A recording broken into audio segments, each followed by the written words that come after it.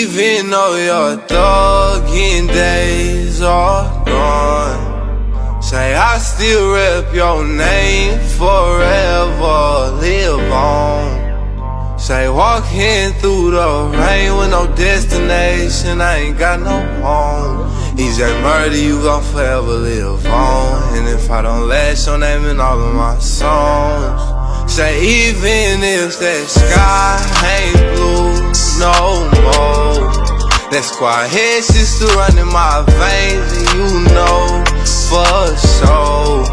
Never was plotted on going against the grain, but my heart cold, they think I'm bait though. EJ murder, you gon' forever live on. EJ murder, you gon' forever live on. Say through the hardest times I ain't had nobody but myself. Calling numbers, ain't nobody wanna pick up, just all alone, sitting in my cell. If my OG was here, I'd be at home, but he gone, ain't nobody else. And I ain't never had nobody that care. So fuck your feelings, I don't care about how you feel. Say last night I had a dream about me dying, but I can't be killed. Normal morning Thursday, it's the 2nd of November right now, and got up, did what I normally do, and got in motion. And as the day unfolded, I got the news that my childhood, best friend, brother type of homie passed away today. And as I got older, we kind of grew apart, you know what I mean? But I had to make this video because it's more therapeutic for me just to get it out of my system and kind of compartmentalize it in my brain. But reminiscing on the good and the bad, I'm sending out this R.I.P. God knows if there's a heaven for a cheat. It's like flood of memories today that I thought I had so buried in me, but going down memory lane is unreal to me today. You feel me? There's so many memories that I'm unboxing and thinking, me and him, we was smoke weed the first time together. I remember getting high. I remember, we used to break into cars, go on little missions. We used to be bad than a motherfucker. And I struggle with making this video right here because I was thinking to myself, should I really make a video like this? Because usually I don't make content unless I feel moved. And when I thought about making this video, I definitely felt that motivating factor because, looking at YouTube right now and all the stuff that is on YouTube, the headlines, the way people is moving, it's just straight, it's clown time, and I don't get on here to be another character, you know what I mean? I get on here and flow naturally as me. And, my brother's birthday just passed this Saturday, right? And he would have been 42 years old had he survived. And, it's crazy because I'm at this weird age now, right? Where all my family that I was raised up with is dead, gone. You know what I mean? And when I say my brother, he's not from my mother, but we was childhood best friends from 9 years old. And when I think about his life and his legacy and who he was and what he left behind, it motivated me to make this video right here because, a lot of who he is a piece of who I am. It's crazy how that works, right? It's crazy how, you be around somebody for so long and pieces of you rub off on them and pieces of them rub off on you. And, bro is only 1 month older than me because I turned 42 in January. And, it's so motherfucking weird, I guess, to say that, when I think about it, to know that my childhood best friend, and my mom's gone, my uncle's gone, my grandmother's gone, everybody that was somebody that really played a pivotal role in my youth, my life, they gone. They ain't here no more. And, it's weird though, right? Because I look at my bro's memorial thing right here, right? Here go his pamphlet from his service, right? And, I was looking at his Facebook, and I was looking when he originally posted that picture of the year 2020, you know what I mean? On the day, New Year's 2020, he posted the same picture that he never knew in a few years would be his memorial picture right there. And that right there is a reminder to me of how short life really is, though, right? Like life, we take it so much for granted. We think for sure, you know what I mean? Like every day we wake up, we're gonna roll out of bed, feet on the ground, and we're gonna be good to go. But man, life be moving, and it be gone in the blink of an eye, you know. And back when we was coming up in the 90s, the early 2000s, like there wasn't a lot of Mexicans, Crips. There wasn't a lot of white Crips. There was little to none, you know what I mean? Nowadays, I'm sure you find them all over, right? Everybody's a blood, a Crip. You know, you can go from the West Coast, Mid Coast to the East Coast. Everybody in the game, right? But back in the day, you know, like everybody just couldn't come around. Everybody just couldn't just be a gang member. Everybody couldn't just be, you know what I mean? And my bro was from 43rd Avalon Gangsta Crip, which comes out of California, which is a LA hood. We from Denver though, right? We ain't never been to Cali, but you got to remember back in the day, at least when I was younger, a lot of Crips had migrated. They had left LA.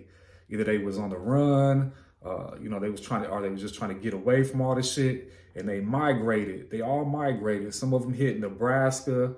Some of them hit Colorado, you know, some of them went to Utah. I mean, they was all over. You got to think nowadays, right? Like you got Crips on the East Coast. Like that's the furthest part from the West Coast. Like in these little small Boston got like probably like 20, 30 Crip blood hoods, the whole nine, right? So early 90s, there was a lot of migration of a lot of these gangs coming out to Denver. And Denver is the LA to Colorado, you know what I mean? So like it's the city. That's the city though. That's where it's at, right? And you know, when we was coming up, there was a gang of cats from LA hoods that made it out here, you know, especially, you know, cats from like blood hoods like Crenshaw Mafia. There was a gang of Bloods back in the day, and there was a gang of like, you know, there was a gang of cats from Nutty Block, Raymond's, 8-Tray Gangsters. There was a gang of Cali hoods that really, you know what I mean, had set up shop throughout the Denver and Aurora area. And where we come from, we on the borderline of Denver and Aurora. It's like a hop and a skip. I feel like me and Gabe, we met back when I was probably like 9 or 10. We would have been around the same age. We was going to elementary school, and I forget how we met or what we met about, but I feel like we was in the same class. You feel me? Like I had a gang of like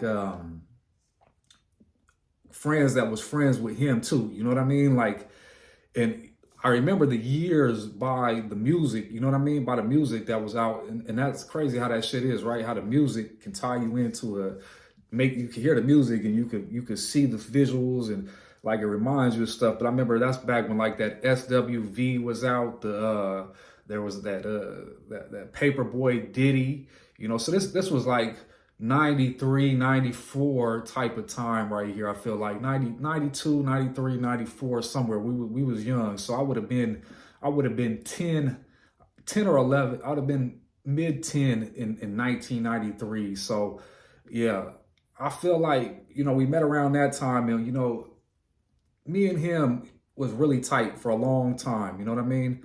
Me and Gabe was tight until I went to the penitentiary. We was tight until I went to the penitentiary, and I went to the penitentiary at the age of 20. So you figure if we would have met at the age of 10 all the way up to age 20, we would have had a 10-year run as friends though, right? And in them 10 years, I mean, a lot happens though. You got to think from the age 10 to 20, those are very monumental years for a young boy, right? So you got to think, you know, all the shit we was doing from 10 to 20, you know what I mean? Definitely was never good though. You know, I hate to say that shit, but like we was off the porch early, because back in the days we didn't have to worry about, like, you know, our parents didn't worry about, like strangers like abducting us, molesting. You know, kids back in the day used to get outside their house, ride their bike, explore the neighborhood, move around, meet other kids, you know, the whole nine. That's how kids would socialize back in the day. Nowadays, it's a whole nother world. Kids can't be doing that because there's so many weirdos, right? But yeah, we got together when we was young, and I remember we used to go to school. You know, we used to. I remember play like the little tether ball and all that stuff right there. But you know, it's a trip though, because I feel like Gabe had to be like 11 when he got quoted, right? When he got quoted, he was probably like 11, I feel like. And see, me and Gabe didn't live too far away from each other. We probably lived like 6 blocks, you know what I mean? We was in walking distance of the school we went to. So we both, you know what I mean? We would be able to go to and from each other's house and stuff like that. And I remember like, my mom used to always be working, so did Gabe's mom. I feel like Gabe's mom worked at the AT. She worked at like the phone place or something way back then. It was like AT&T.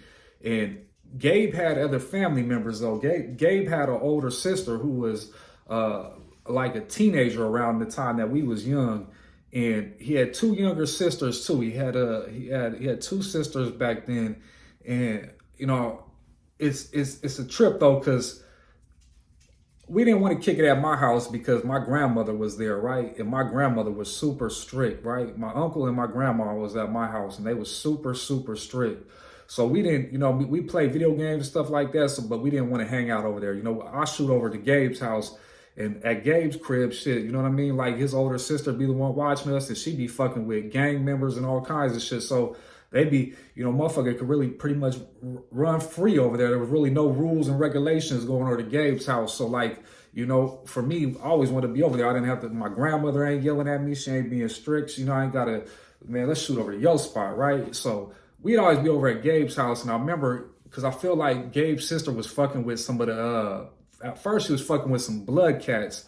And, you know, I don't really remember ever not knowing about what gangs was though. You feel me? Like before I went to the elementary school that I went to, before I went to a school in Park Hill, Smith. I went to Smith in Park Hill, and that was in a predominantly blood area. You know what I mean? Like there was a trap house right across the street from our playground that we used to, you know what I mean?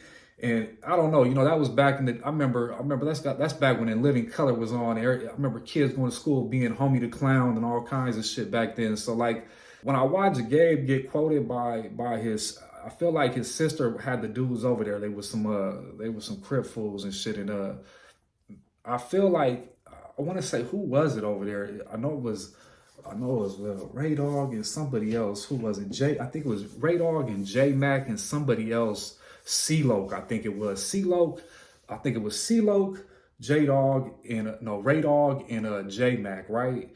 They was the ones that quoted Gabe over there. And I forget who Nisa was fucking with, but I remember C-Mac had lived down at some apartments not too far. But when I watched bro get quoted, when I watched him get quoted as a kid, they beat him like a man though. You know what I mean? Like that was a real, like, that shit made me not want to get quoted after seeing how they whooped him. And yeah, I didn't want no quote session by no means. That right there, that wasn't on my level, but that speaks to bro's toughness right there. You know what I mean? Because bro took that. You know what I mean? And when I say bro, you know, I'm over here looking at him right here as I make this. You feel me?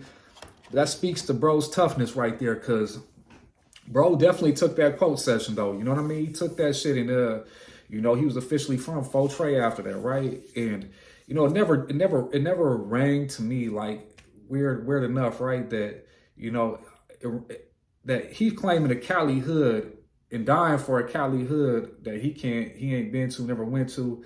And there is Denver gangs, but you know, motherfucker was just a Crip though. You know what I mean? Like now you an official, but it's weird being able to remember it and now look at it with the eyes that I have now as a almost 42-year-old man. I'll be 42 in January. You know, like looking at that shit so ritualistic, like, right? So he transformed into a man that day. You know what I mean? He was a different he wasn't just a kid no more. You know what I mean? Now he's an official Crip though. You feel me? Now he's officially. And when I think back on bro, and I think about like all our upbringing and time together and shit, like, and how much of him is really me though? You feel me? Like a lot of him is me, you know, even the long hair, because, you know, his brother had long hair. And matter of fact, now I think about it, his brother, when we had met, his brother was locked up. R.I.P. to his brother too, though. You know what I mean? R.I.P. to his brother. That's crazy because his brother done passed. I remember when Thrice and his dad passed. Thryson was cool as ever too. Thryson was hella cool, and Thryson was a black man. Thryson was a straight black man that took place of his, to be his father though. That's crazy, ain't it? His dad was black though, straight up. His dad, I totally spaced that one out right there. And yeah, I remember when Thryson died though. That was a sad day. I remember going to his service, which was his dad. But yeah, his brother had long hair, and his brother is the originator of the long hair though. When you see me with long hair, it's because Gabe had long hair and I had long hair. We all had long hair. That was just the thing. You feel me? Like, you know what I mean? Like long hair. I've always had long hair. This ain't no shit I just started doing. You feel me? No, I've cut it at some point, but the fades and stuff they never feel right. But you know, bro, yeah, that's crazy. His brother was locked up when we was kids, and I remember when his brother got out, it was quite a while. I remember his brother calling in from jail when we was kids and stuff like that. It's crazy how that is. But yeah, you know, a lot of my style comes from bro though. You know what I mean? I definitely do. And you know, there was a lot of back in the day. Gabe was really with it though. Gabe was really with all the shit though. There wasn't no half stepping. There wasn't no pretending. There wasn't no, none of that shit. He was active. You know what I mean? He never on no buster shit. None of that type of shit. And I'm thankful though. I'm thankful that I grew up around some thoroughbred individuals that always was even though it took me down the wrong road, it still made me a solid individual to a degree though, that they never let that bar. I think that's the problem with today, right? A lot of the bars, the piece is missing, right? Like, no, the line ain't set no more. Back in the day, the bar was set though. You know what I mean? Like, you had to be of this creed though. You know what I mean? You had to be of this. You know what I mean? To be this, to be around this. You feel me? And I know it sounds kind of like idiotic, right? But at the end of the day, it's been life, and there ain't no going back and changing none of it though. You know what I mean? Ain't no going back and changing it. You know, there was a lot of incidents that me and Gabe had throughout them years. You know what I mean? Through violence inflicted. I remember when he got pistol whipped.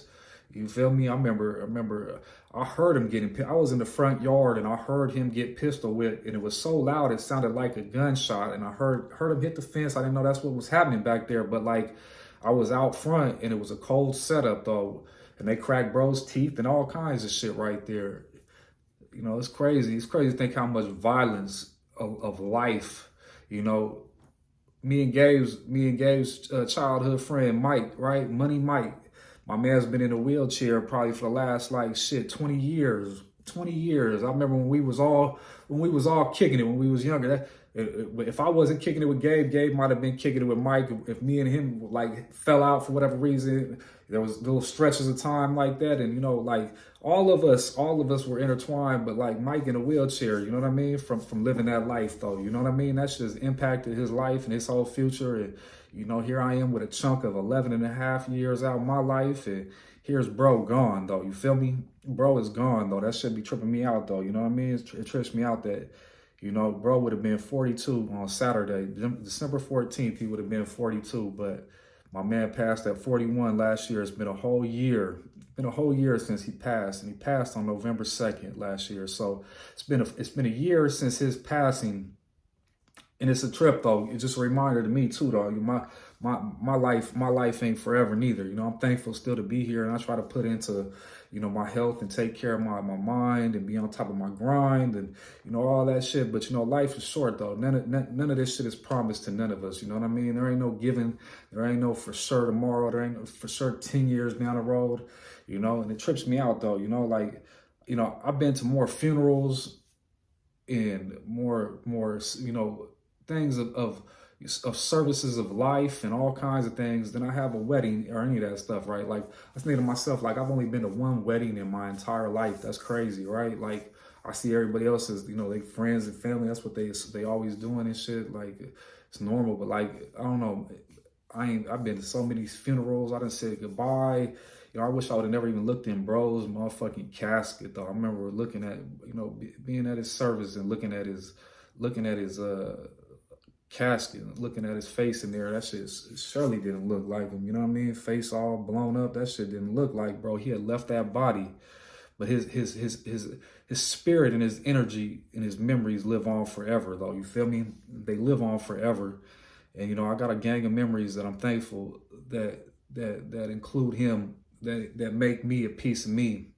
But bro was definitely, you know, one of a kind, though. You know, he went and did some penitentiary time. He was locked up for a little bit. You know, he was locked up there for a little bit. He did some time, got out. Bro got 4 kids that, you know, are, you know, I guess you could say they about adult age, damn near pretty much, right? And they ain't gonna have their dad again. They can't, you know, that's a sad state of affairs. You know, he's supposed to be the one there to guide them and direct them and do all that stuff right there. But, you know, unfortunately, you know, life is very short. You know, I keep his memories, but there wasn't a lot like him, though. That's for sure, though. I'm thankful that we came up in the era that we did.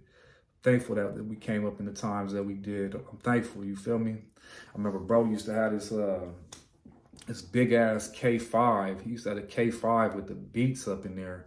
And bro, I ain't never been in a car that has so much bass and hit so hard. That stuff used to make my nose hairs tingle. We be sitting there, I'd be constantly doing this number like I was on some powder or something in my nose. You feel me? Like, damn. But yeah, R.I.P. to GPV gang. R.I.P. to bro right there, man. Bro's definitely missed. Definitely missed. But, man. R.I.P. the gang, though. I really do, you know what I mean? Miss my guy right there, man. It's crazy. Crazy how quick life is. But, you know, I just want to share this with y'all, all my YouTube family that's out there growing with me right there. I greatly do appreciate y'all. And you know how it goes. You made it this far in the video. Hit your boy with a like. Let me get out there in that young algorithm. And if y'all got some video ideas, you know, drop them down there. I'll probably be doing some more videos here sooner rather than later. But, you know how I go. I'm going to catch y'all in the next one. Peace.